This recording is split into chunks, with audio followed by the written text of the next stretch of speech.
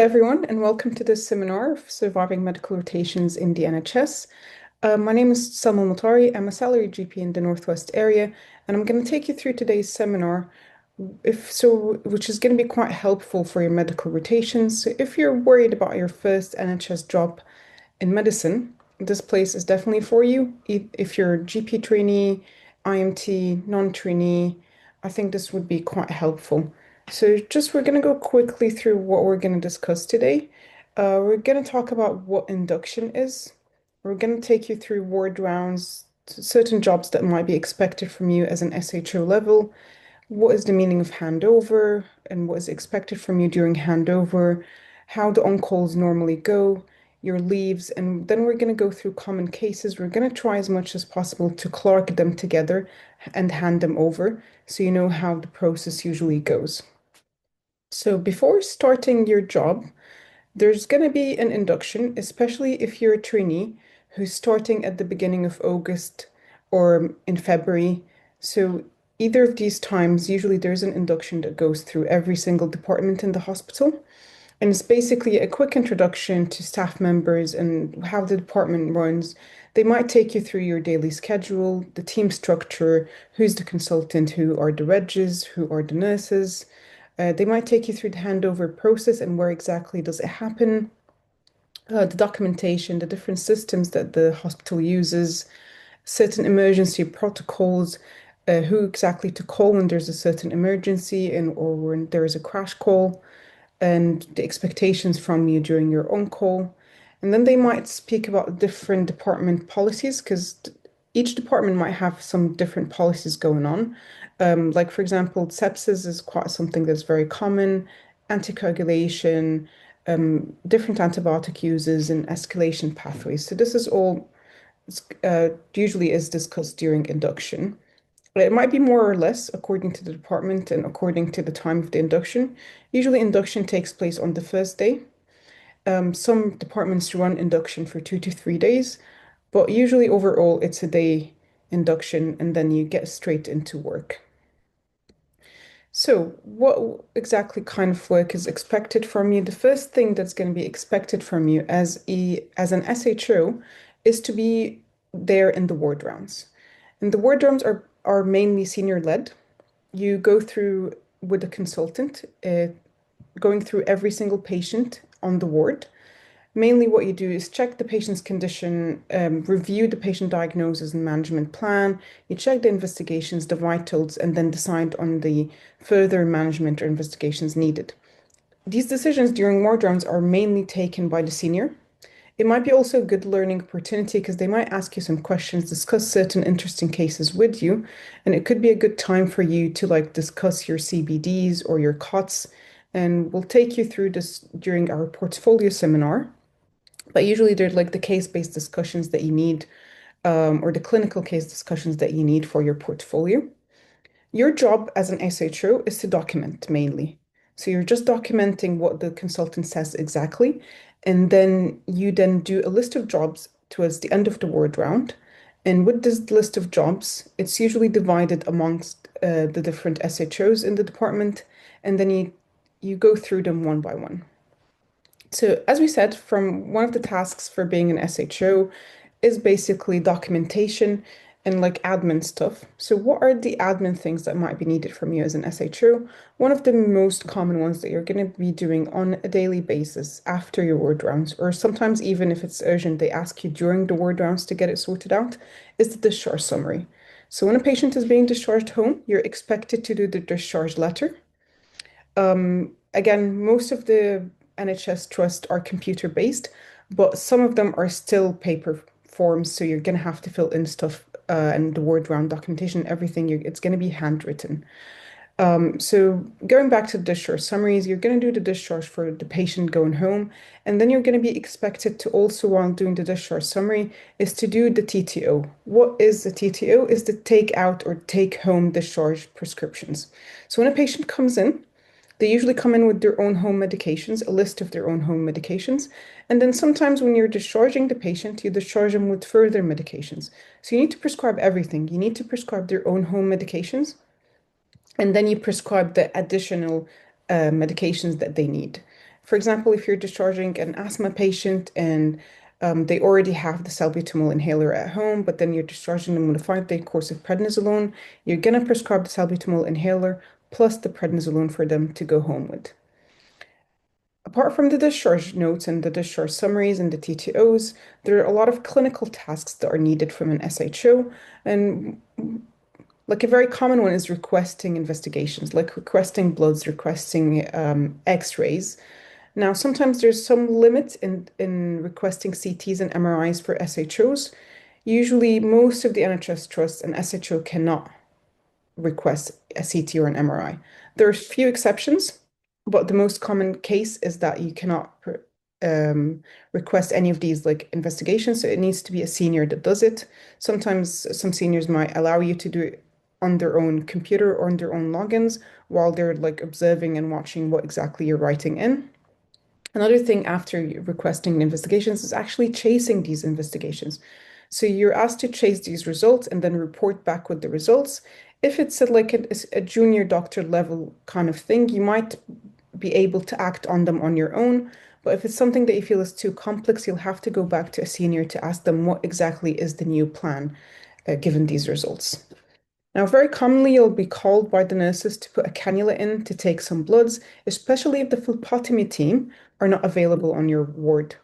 So usually in some NHS trusts, there are a phlebotomy team that takes these bloods for you. And sometimes if they're there and someone needs a cannula, they might put a cannula in. Nurses are also really good in putting cannulas. But in some cases, it might be the ward might be too busy, or they might not be able, there's a difficult patient to cannulate, so they'll tell you to come and cannulate a patient or take their bloods. With the prescribing part, you'll be asked to prescribe different medications, different IV fluids. So these are the tasks that are usually on a daily basis, you'll be asked to do them. Now, after you finish your ward rounds, one of the list of jobs that you might do is referring. So if a patient, for example, is a chest patient, but you need cardiology opinion on a certain thing, you might be asked to do the referral yourself. And usually you do it with what the consultant tells you to write or the overall scenario that you understand. And then you ask them about the certain tasks. For example, please come review the patient, or please tell us your opinion about this ECG, or does this patient, for example, need an echo? Do we need to reduce or like increase the medication for this patient? So with the referrals, this is mostly what you do. Sometimes you need them to come and review the patient while they're inpatient, but sometimes the referrals are something as an outpatient. For example, you're discharging someone home and then you need the occupational health team to come visit them at home, do certain adjustments at home, or you need them to have an outpatient clinic with the ENT team, for example. So the referrals are not always inpatient, so they're a mix of both, depending on what the consultant decides.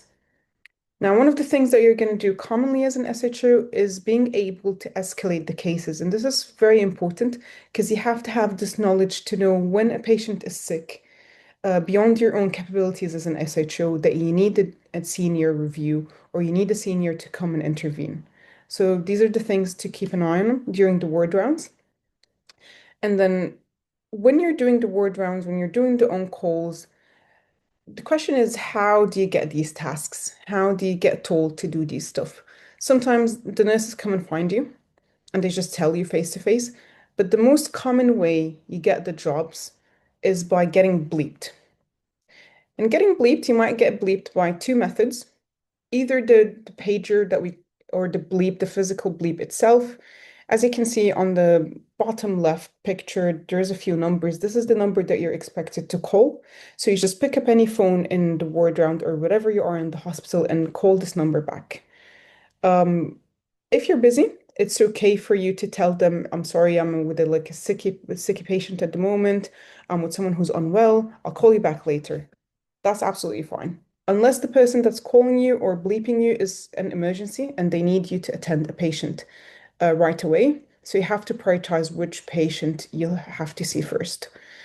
Now, again, there's a common app on the phone on a lot of trusts, like the one on the upper right picture, where you actually have your own logins, and then people or the staff members, they send you messages with the tasks that they need.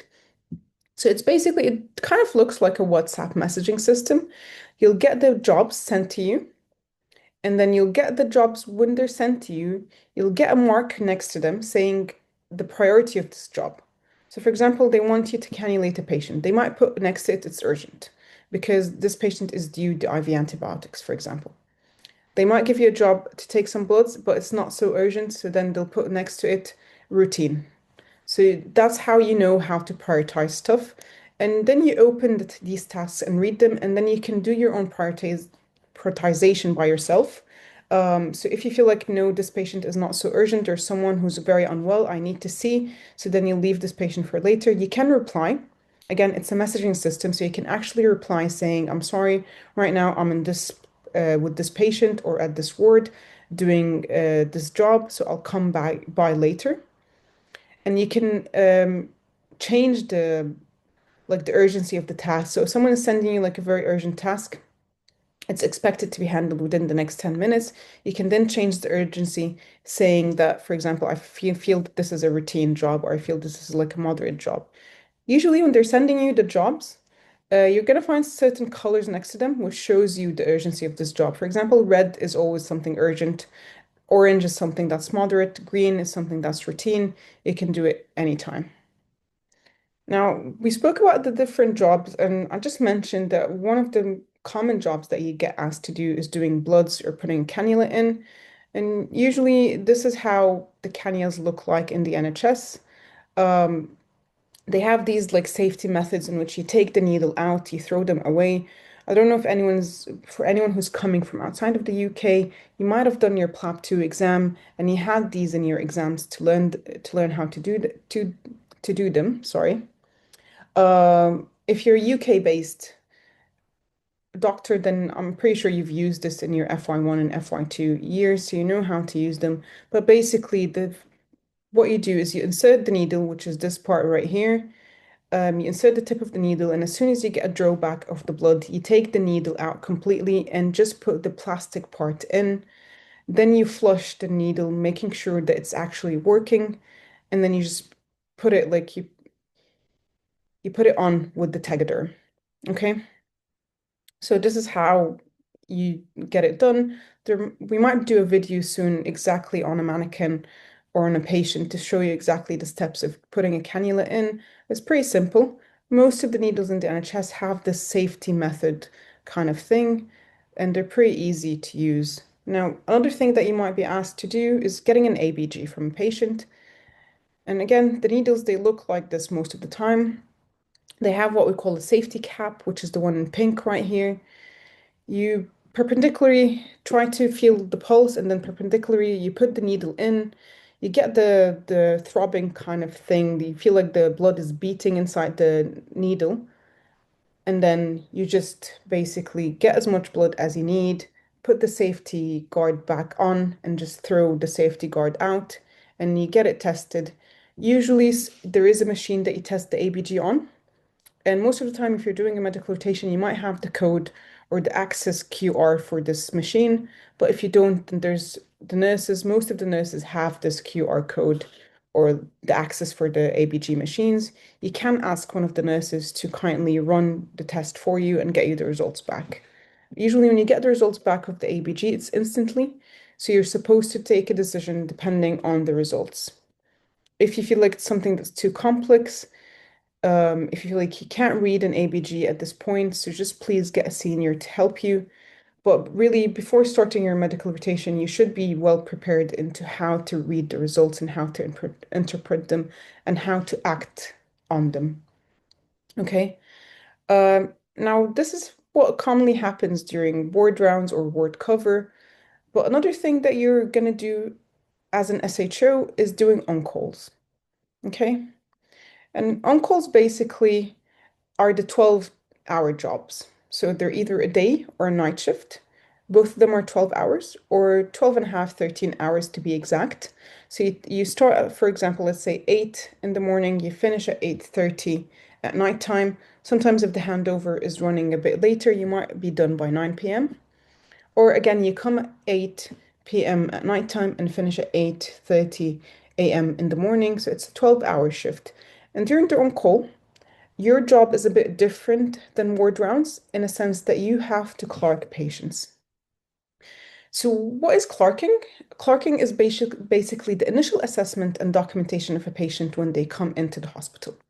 So you're the one who takes the history, do the clinical examination, um, decide on the first impression or the first diagnosis for this patient, and start the management and order the investigations.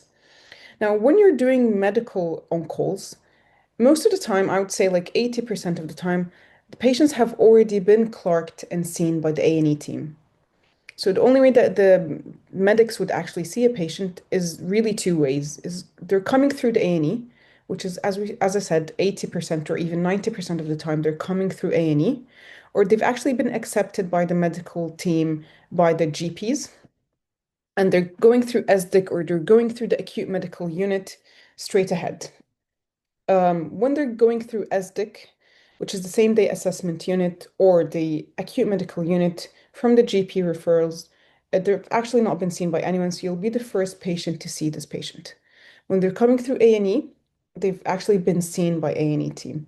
Why is this important? It's important because then you'll open the documentation of the A&E team, go through it, understand the history more. So there's going to be an history and examination. There's going to be management that's actually been started, so you're going to be, I think it's going to be easier to clerk these patients, I would say, because you already have an idea about what's going on. This patient's coming in with pneumonia. He's already been started on antibiotics.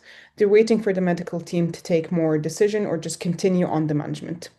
Some admissions are just social. It means that they cannot send this patient home safely because there's no one to take care of this patient, or this patient is too frail to be on their own at this point. So from a medical point of view, there's nothing to be done for this patient except just monitoring their case and waiting for all the social stuff to get sorted out. So again, as I said, it's a day or a night shift. Most of the time you're doing clerking for these patients. Sometimes you're actually doing ward cover plus clerking patients. Ward cover means it's the jobs that we talked about during the when you're doing the day shift or you're doing the ward rounds. You might be asked to do these exact jobs plus clerking new patients. In some trusts or in some departments, it's actually well staffed. So there is an SHO for on-call only. So this SHO is only clerking patients, that's it. And then there's an SHO who's doing the ward cover. Sometimes the ward cover is only a 9 to 5 job, and then from 5 till 9 or 8 p.m., you might be the one who's doing the ward cover, but sometimes the ward cover is actually a 12-hour job.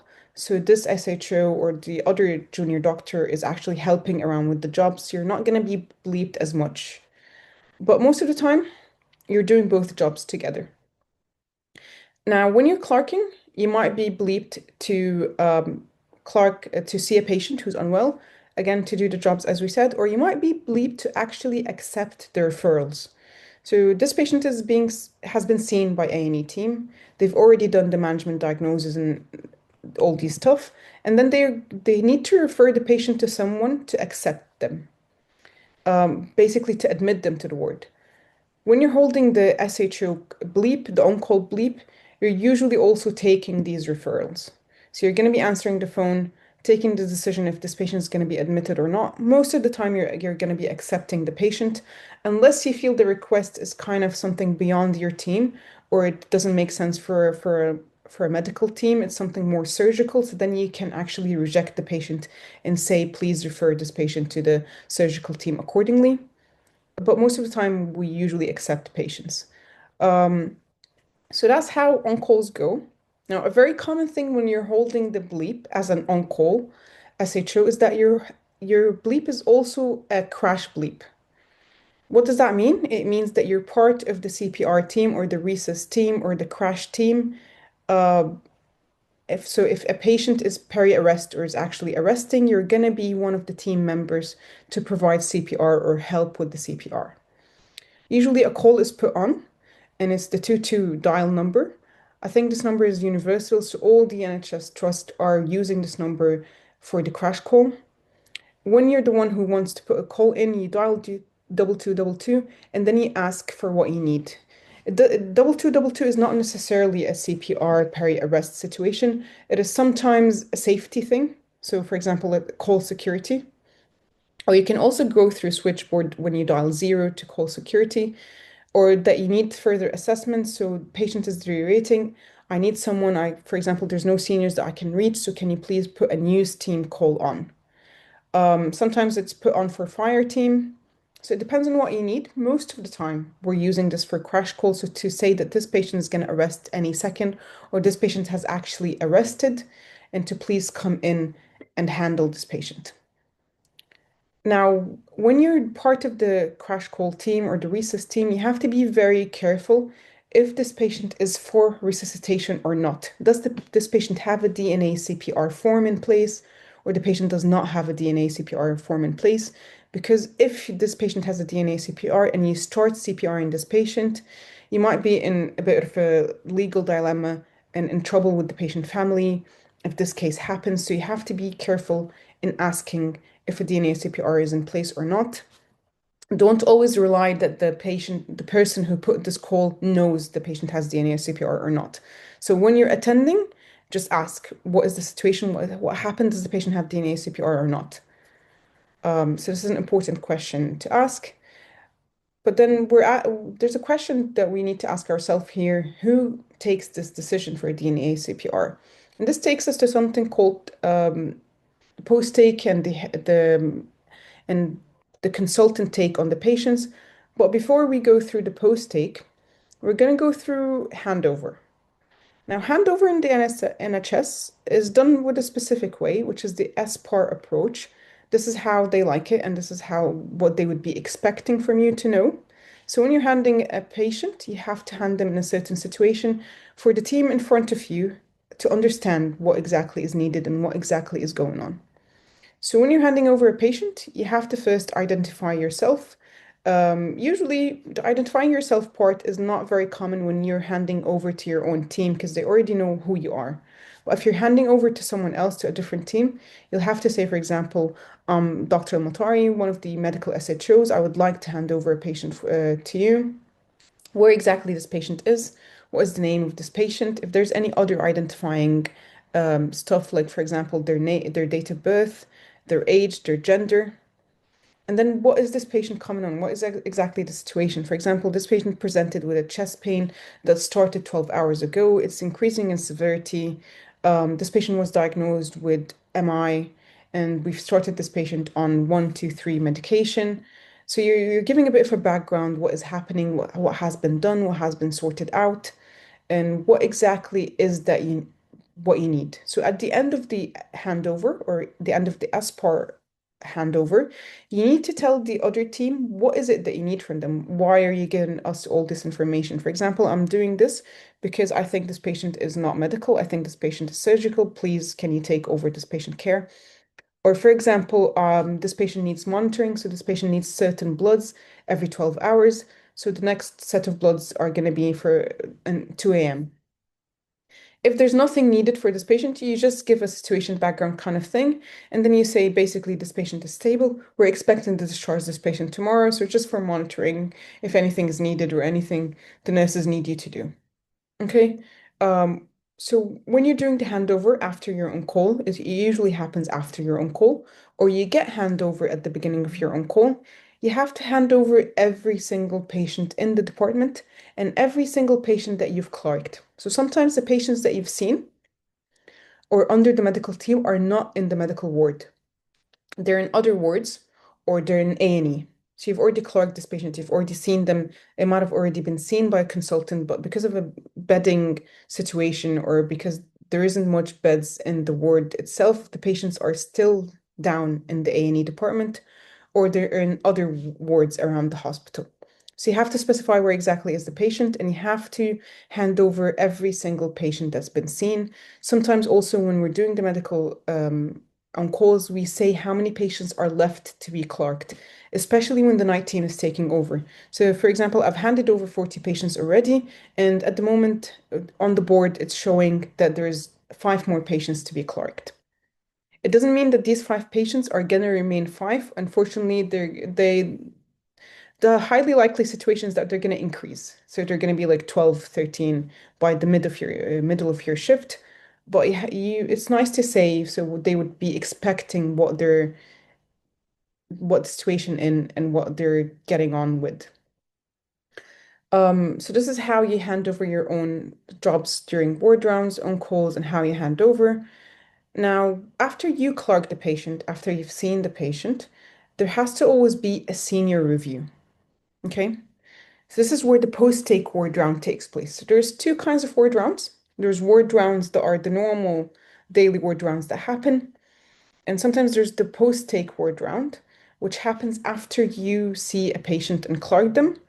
In some hospital, it only runs in the weekends. So when there isn't the normal ward rounds, it happens from Monday to Friday. Now, during Saturday, Sunday, which is the weekends, there isn't really any word round happening, but there has to be a consultant or a senior reg who does the post-take word rounds in order for the management plan and the investigations to be done for this patient. So again, it's a senior-led word round. Your job is exactly the same as you've done during the normal day word rounds. You go through the cases with the senior, they review them, they tell you the management plan, and then what's important during the post-take ward rounds or during the ward rounds in general, if the consultant, this is the first time they're seeing this patient, is for them to decide the ceiling of care for this patient. The ceiling of care is very, very important in medical rotations, and it's basically the decision of the level of care that we need for this patient. Let's say we have an 86-year-old, very frail patient, deteriorating fast. You think that this patient might die in the next day or two, or might be in the end of life. So you have to take the decision of the ceiling of care for this patient. So basically, it's a consultant decision, it's not a junior decision. And the consultant decides that this patient should not have any CPR done, so they sign the DNA CPR form. Of course, this needs to be discussed with the patient or with their family if they're around. And then, for example, let's say this patient's end of life, so we want to make this patient comfortable as much as possible. So what we'll do, we'll just give the medications that are needed for this patient to be comfortable, like pain relief, like diazepams, anything that would reduce the secretions a bit. So it's just keeping the patient comfortable as much as possible and not causing any pain or disturbance to them or to their family during their end of life. So this is, again, a senior decision. If they decide that this patient is for full escalation, they have to document it. If they decide that this patient is not for full escalation for whatever reason, again, it has to be documented. Okay, and then they decide on where exactly this patient is going. Is this patient going to be admitted, going to be discharged? It is a senior decision, and usually it is taken during post-take ward rounds, which happen during the weekends, or the normal ward rounds, which happen during the day. Now, this is in a nutshell what happens during your medical rotation and what happens during ward rounds on calls and exactly what jobs it's needed from you. It's important when you're starting in any rotation in the NHS to be quite aware about your rotas, okay, and how your rota exactly goes. This is an example of a generic rota in medical rotation. It doesn't necessarily have to be exactly like this one, but this is a very common look like rota, especially for trainees. Now, there's a shift here that's missing, but I'll discuss it later, which is the twilight shift. It's an 8 to 9 hour shift, but it's a midday shift. I'll tell you about it in a bit. But for now, if you look at the ones in red, these are the normal day shifts. So they run from 9 to 5 or 8 to 5, depending on the department, depending on the trust. So it's an 8 to 9 hour job. And as you can see, it's most of the rota is the 9 to 5 job. And then you have your on-calls. Your on-calls, again, as we said, they're the 12-hour shift. They could be a day shift. As you can see in green, this is the day shift. It starts from 9 a.m., finishes at 9:30. Or it can be a night shift. It starts again from 9 a.m., finishes at like 9, sorry, starts at 9 p.m., finishes at 9 a.m., 9:30 a.m. Um, Usually the rotas run in cycles. It means that this rota repeats itself every 8 to 10 weeks.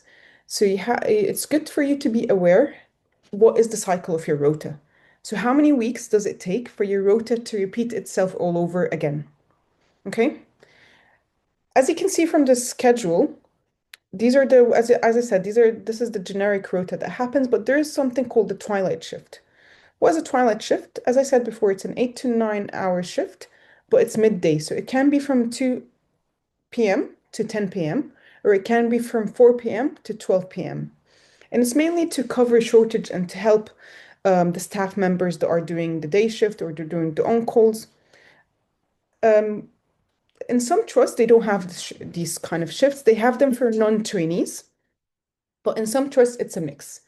So ask about your rota, know how your rota runs, know which week you're starting in. So if you can see on the far left side, you can see under week, it goes from week 1 to week 11. So you have to know where you're starting. So I could be starting at week 2. And then, for example, another doctor could be starting at week 3, another doctor could be starting at week 4, and so on. And then you'll know exactly how it goes. So if you know that this is an 8 week cycle, it means that every 2 months you're going to have the same pattern again. If it's a 10-week cycle, then again, every 2.5 months you're going to have the same cycle again. Now, why is it important for you to know your rota quite well? Because of the leaves mainly. First, to be like mentally prepared to know exactly when you're starting, when you're finishing. But for me, I think when I was an SHO, the most important thing about knowing my rota is to know when I'm going to get my leaves. Because there's something that goes on in most of the NHS trusts is that you cannot apply for a leave during your on calls unless you swap them. So if I'm going to take an annual leave, I'm going to apply for them in, for example, you can see these columns in red. I'm going to apply during these spots. What if I want to have a leave during my on-call rota? So if you can see, for example, week seven, the whole week is a night shift. I can still apply, but I have to swap it with someone else. So let's say I'm doing week 7 and another colleague of mine is doing week 8. So I'll tell them I want to take a leave. Can you please swap with me? So I'll be doing week 8, sorry, not week 8. You'll have to swap with like week 10 or week 11. So you'll have to swap with the same shift. So you tell them, can you please take my night week on call and then I'll take yours. Okay? And then you can apply for the leave. If you're applying for the leave while you're on call, it's not going to be accepted, or the rota coordinator is mainly going to tell you, please swap your shifts with someone. And unfortunately, 90% of the time in all trusts, it's your job to swap these shifts. It's not the job of the rota coordinator or your supervisor. It's your own responsibility. It's easier said than done, to be honest with you, because most of the SHOs, they do want to swap their shifts as well, because they do want to take leaves at a certain time. But it's a bit time consuming for you to chase people around and try to see who would accept to take the swaps from you. Now, if it's an emergency leave, if it's something that's very urgent, you might get an exception and you might be approved to have a leave during your own calls. Okay, but that's another story. But mainly for your leaves, for your own calls, you do your swap yourself. Okay. Um, Now, having said that, we're gonna go through the leaves. Now, there are three different kinds of leaves that are the main ones. Of course, there's the maternity and paternity leave, but we're going to talk about the normal day-to-day situation. There are three kinds of leave: annual leave, study leave, and sick leave. Now, usually, the annual leaves, if it's the first time that you're starting in the NHS, it's going to be a 27-day. If you're someone who has experience in the NHS, your leaves increase. So they might be 32 days after 5 years in service in the NHS. Of course, if you're less than full time, this reduces. So let's say we're taking 80% rotation. So then your leaves go down to 21 days. And with that said, your study leave goes down as well. So any reduction in leaves because you're less than full-time trainee or non-trainee, all your leaves go down. Now, your study leave usually is 30 days, but it includes your teaching. So most of the time, trainees have weekly teaching sessions, and this is deducted from your overall study leave, and you're left with like 11 to 12 days in total in the whole year. And you have to divide them throughout your rotation. So your annual leave and your study leave, it has to be divided. So you cannot take the 21 days in a row. You divide them on your rotation. So let's say you're having a 6 monthly rotation. So every 6 months, you're having a certain rotation in medicine, in peds and obs and gynae. So then you divide the 21 days or the 27 days in half. So you're taking, for example, 13 and a half days in medicine, 13 and a half days in obs and gynae. If it's a three rotation, so it's like a 4 month rotation, again, you divide the 27 days over three rotations. You can take over some days for let's say I have 13 and a half days in medicine, but for whatever reason, I couldn't really use them all. The guideline is you can take over 2 to 3 days to do your next rotation, but your supervisor has to agree and your rota coordinator has to agree. Sometimes when there's quite a shortage in staff, they might tell you no, and unfortunately, it is the right. It might be a bit frustrating. So I would recommend using your annual leaves and just finish them and get it over with. Don't leave them to the very end when you find yourself that you cannot apply for leave, for example, because you're on call and no one is swabbing with you, or that the next rotation has started and you haven't used your leaves. If this is the case, if it happens, you can sell your leaves. You can actually sell your leaves in the NHS trust that you're in through their official website. But that's a talk for later because it's a bit detailed and tell you exactly how to do it in another video. But for now, just to know, this is how it's done. Again, your study leaves are also divided. You cannot take the 11 or 12 days in a row. Usually you get study leave for your exams. So for example, if you're sitting your AKT, SCA, MRCP, whatever your exams that you're sitting, you're usually entitled to some study leave, but it's not really major. It's usually 2 days, 2 to 3 days, depending on how generous the department and your supervisor is. I know people personally who took 2 weeks off, but I would say this is quite rare. Now, of course, because we're all humans, we do get sick, and it's important to know your sick leaves and it's important to know how they run. Now, sick leaves are usually 30 days of paid leave, 30 days of half paid leave, and 30 days of unpaid leave. Someone was just asking, when can I apply for sick leaves? There's no rule for sick leaves because if you wake up and you're sick, you just call in and say, I'm sick. If it's something that you know is going to happen, for example, there's a surgery that's scheduled or there's a procedure that's scheduled, then you can call prior to that and let them know. But usually it happens, you wake up in the morning, you're not able to get out of bed because you have a cold or a headache or whatever. So you just pick up the phone, call your rota coordinator or the ward and tell them that I'm not able to come in. Sorry, I'll be off today. It's always better to call because some people would send an email, but then it might not be monitored and they might not see it in time. So it's always better for you to call. Plus, send an email as well if you want it to be like a more formal written kind of thing. You can send an email as well. So this is the different kinds of leaves and how exactly it goes in the NHS. Now, there's something that I felt that it's a bit important to discuss or to let you know because it's not very common outside of the UK, and it's something called exception reporting. What does exception reporting mean? It means that you're reporting certain hours or certain situations that happened that were unsafe or weren't supposed to happen. So let's say I'm an SHO who's doing my own call from 9 to 9, but I had to stay for some reason for until 12 a.m. because there was a lot of sick patients. There were short staffed. You weren't able to leave the patients and go. You weren't able to hand over. In these situations, you're expected to report them. You've missed your break. For example, you're doing the 9 to 5 job, but then the ward was so busy, you were being bleeped all the time. There was no one to give the bleep to, so you had to miss your break. Again, this is a situation that it would be better for you to report it. You were doing an on-call, you were doing a certain shift, and there was no seniors whatsoever around you. There was no one really around. You tried to bleep or call the reg was not answering all throughout the on-call. It is again a situation that needs reporting, but in this situation specifically, I would say it's better for you to speak to this person face to face.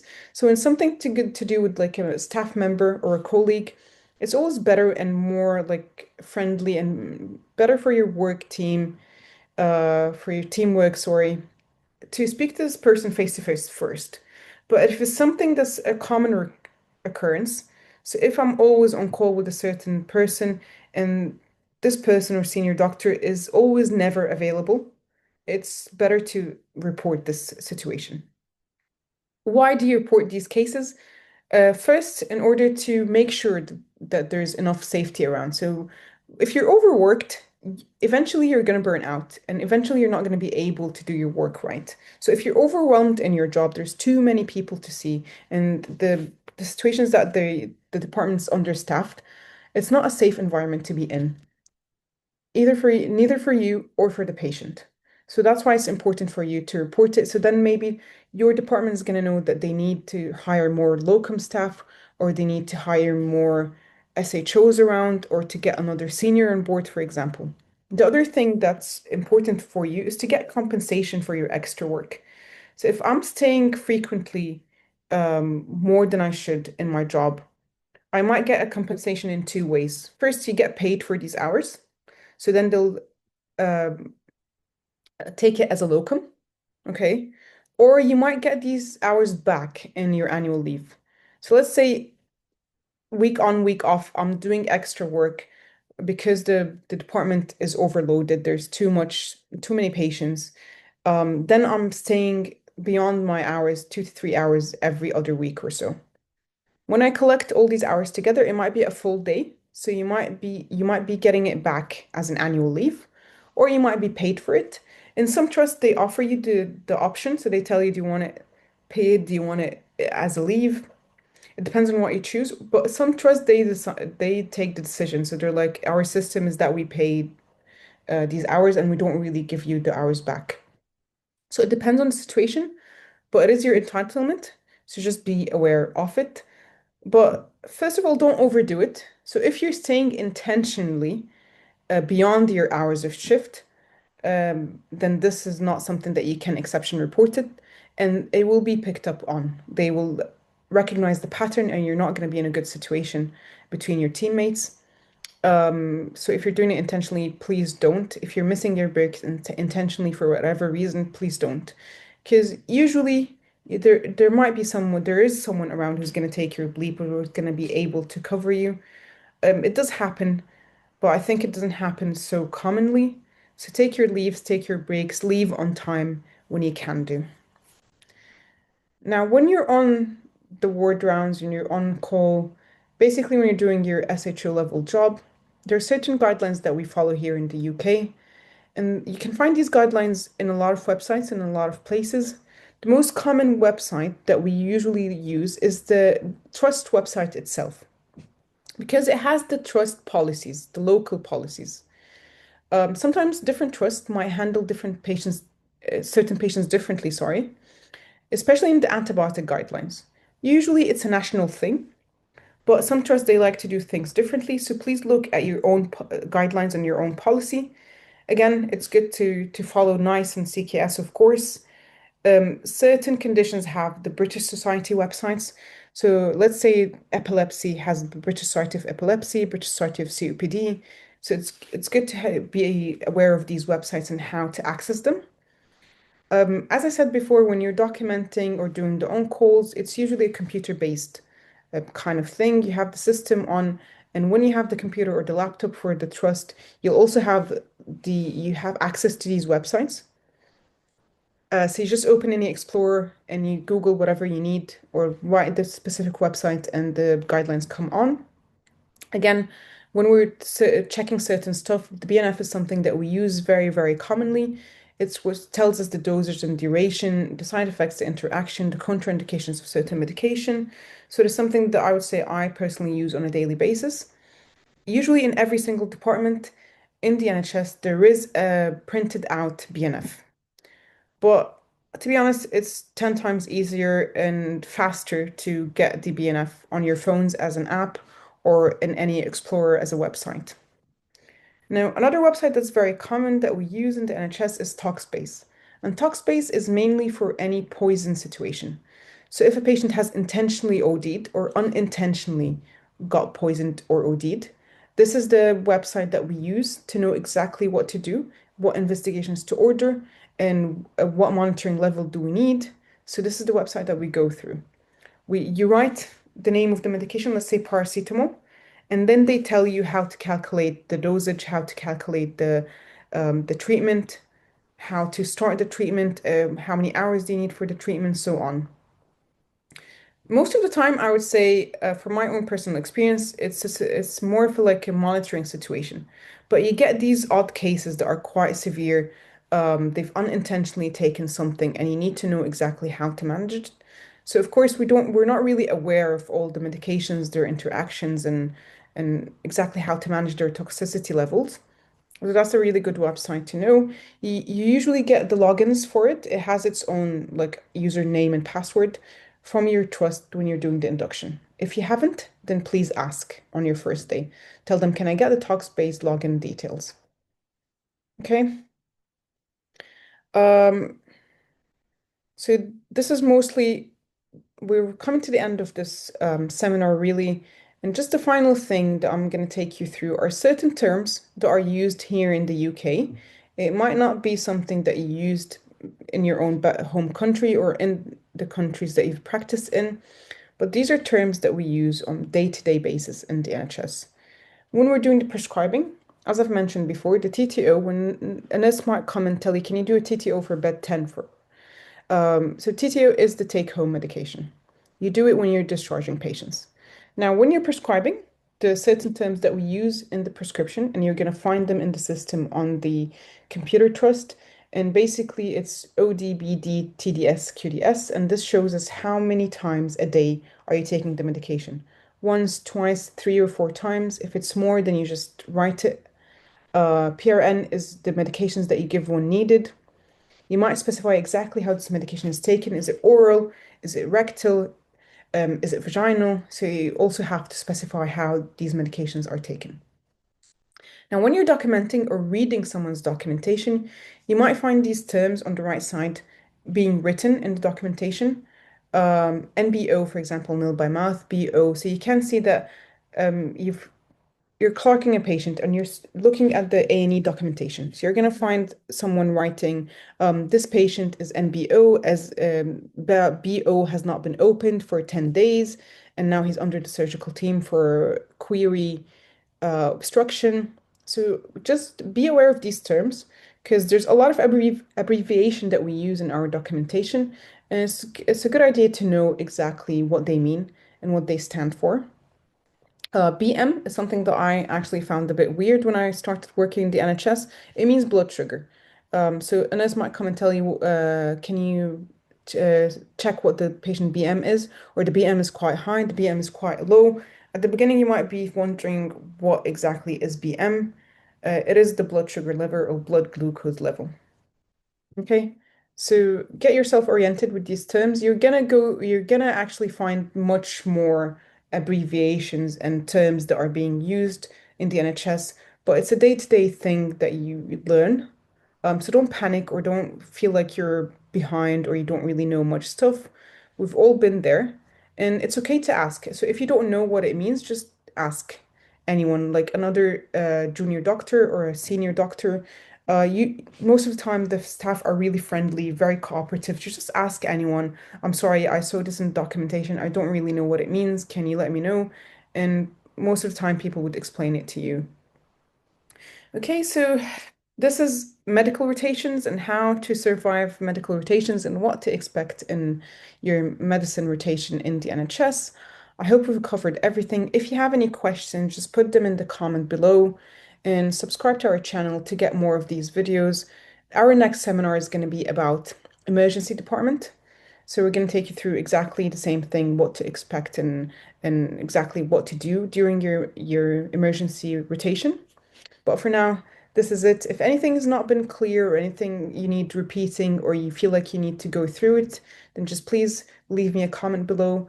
But if you want a more detailed stuff or have the email, our own email is on the channel. So if you can email us anything that you need, then please go ahead and do that. Now, our very last part for this seminar is actually the cases.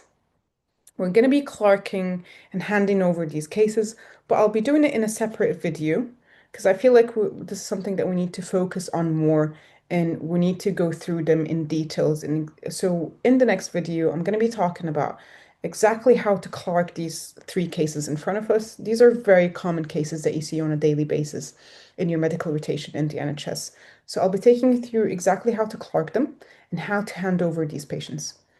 So stay tuned and hopefully it will be coming very soon.